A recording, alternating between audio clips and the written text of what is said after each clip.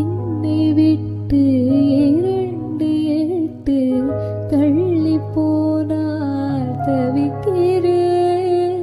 மீண்டும் உன்னை அள்ளி எடுத்து கருவில் வைக்க நினைக்கிறேன். போகும் பாதை நீளம், கூரையாய் நீலவானம், சுவர் மீது கிறுக்கிடும் போது ரவிவர்மன்